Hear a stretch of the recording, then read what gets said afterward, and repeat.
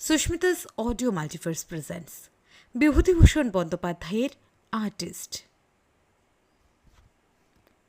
হঠাৎ অশ্বিনীকে দেখে শ্যামচাঁদগঞ্জের বাজারে আমি বড়ই আশ্চর্য হয়ে গেলাম। আমাদের গ্রামের লোক অশ্বিনী, তবে আজ বহুকাল ও দেশ ছাড়া। অশ্বিনী আমাদেরই বয়সী হবে। ওর বাবা অভয় দাস ভিক্ষে করে সংসার চালাতো। আমাদের গ্রামে তাকে বলতো অবাই দাস। অবাই দাস পাড়ায় পাড়ায় ভিক্ষা করতো, আমি নিজে দেখেছি।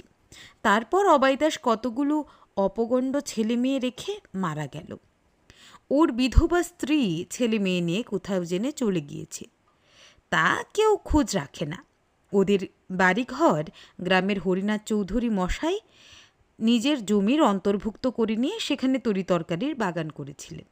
অবাই দাসের স্ত্রী যখনই গ্রাম ছেড়ে চলে যায় তখন অশ্বিনীর বয়স হবে ৮ বছর।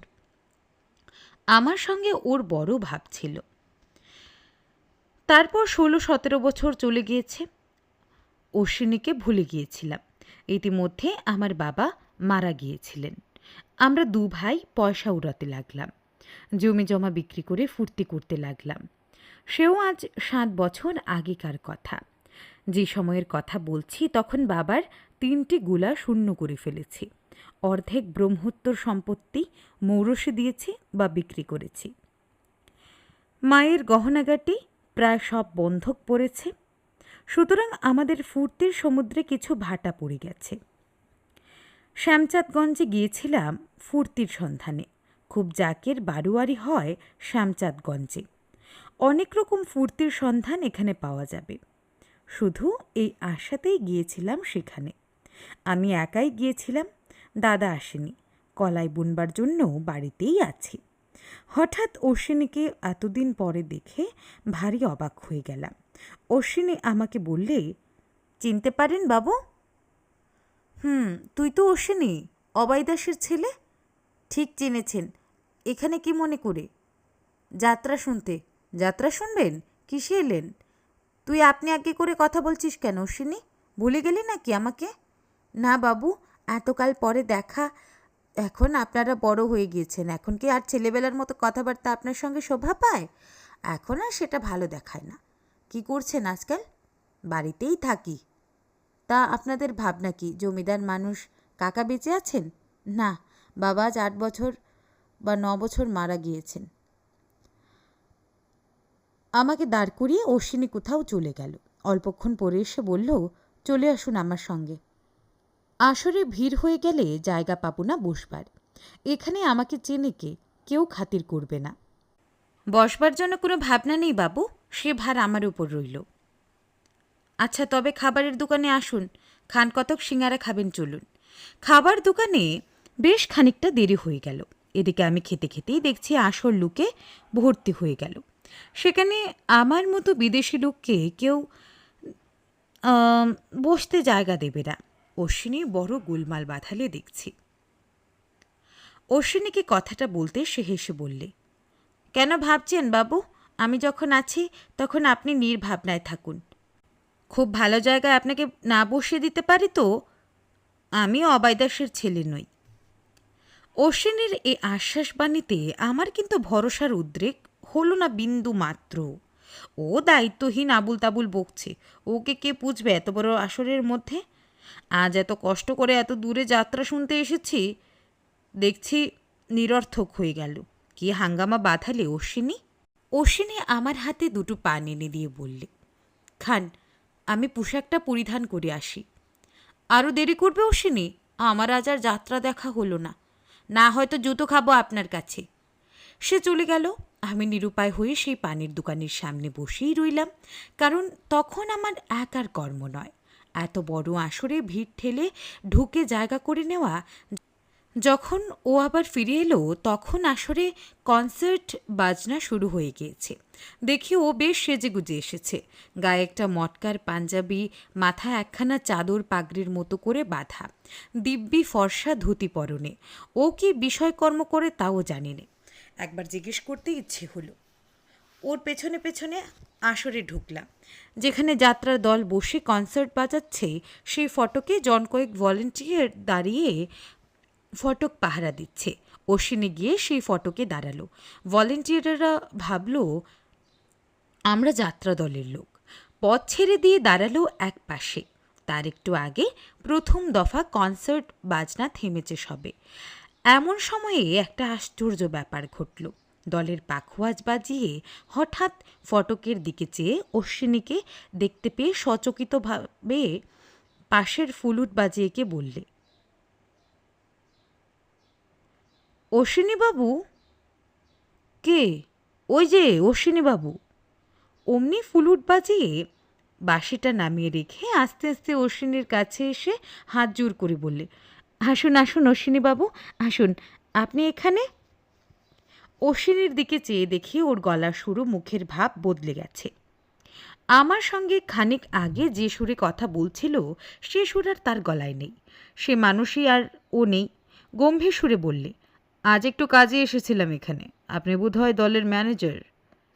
আগে হ্যাঁ, আমাদের সৌভাগ্য যে আপনার মতো লোক আজ এখানে।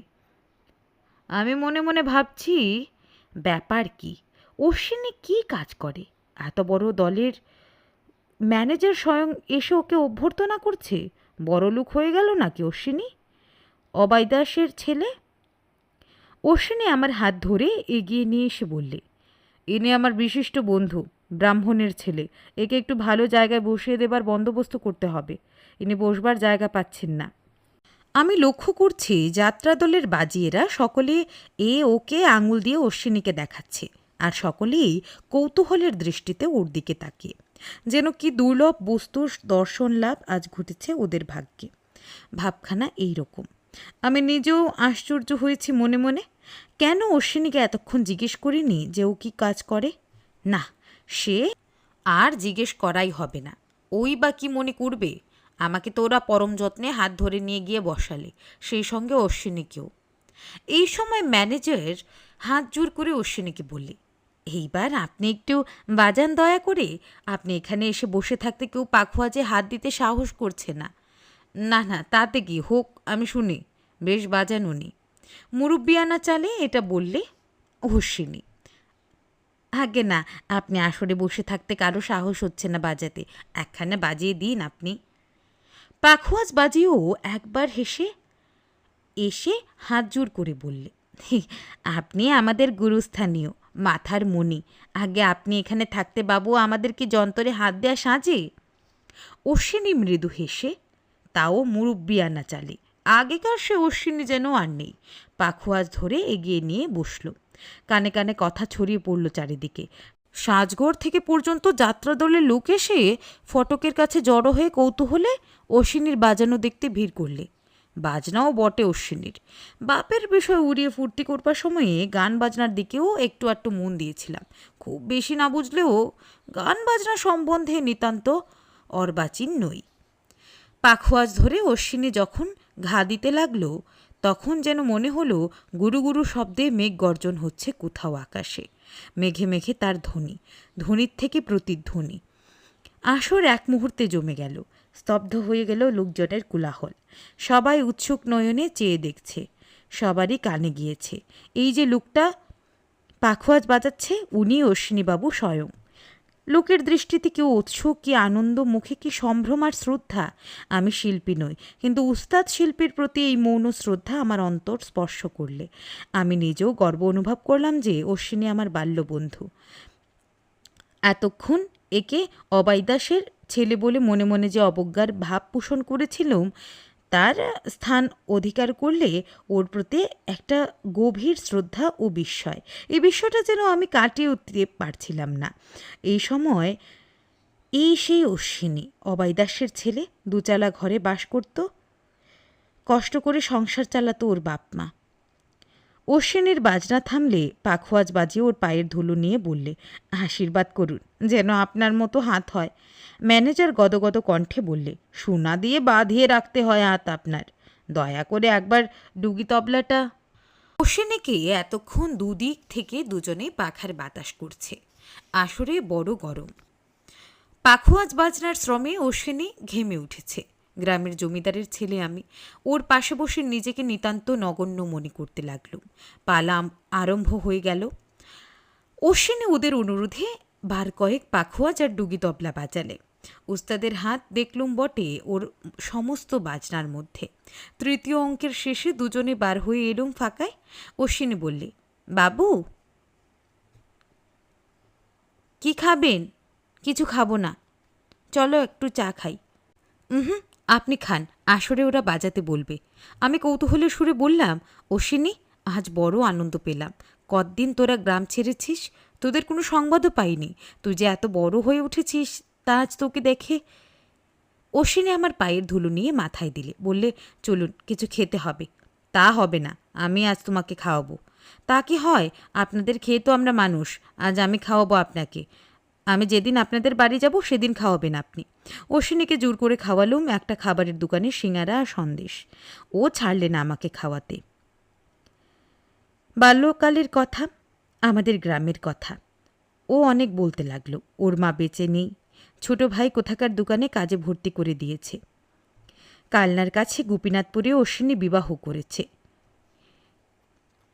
শ্বশুরের কাপড়ের দোকান কালনা বাজারে। একমাত্র মেয়ে, শ্বশুর চোখ বুঝলে ওর স্ত্রীর সম্পত্তি পাবে। বললাম, বাজনা শিখলে কোথায়? ও হেসে বললে, ঝোঁক ছিল ওদিকে। উস্তাদের দয়ায় আর আপনাদের আশীর্বাদে বাবা ছিলেন গাইয়ে বাজিয়ে, তার সে গুণটা অর্ষেছে আমাতে। ওস্তাদ পেয়েছিলাম যাত্রা দলের বড় বাজিয়ে দুর্লভ রাম সাধু কাকে। তিনি আমাকে হাত ধরে শেখান। যজ্ঞেশ্বর নন্দীর কাছে তবলা শিক্ষা করি। আগে তা আপনার বাপ মায়ের আশীর্বাদে এমন সব ওস্তাদ পেয়েছিলাম যাদের এক ডাকে লোকে চেনে। পয়সাও রোজগার করি, কেন মিথ্যে বলবো। যেদিন যে আসরে ঠিকে বাজাবো, 3 টাকা রাত আর খোরাকে দুধ। তা বায়না লেগেই আছে দাদাবাবু। মাসে 100 টাকা কেউ মারে না, রাজার হালে খাওয়া দাওয়া।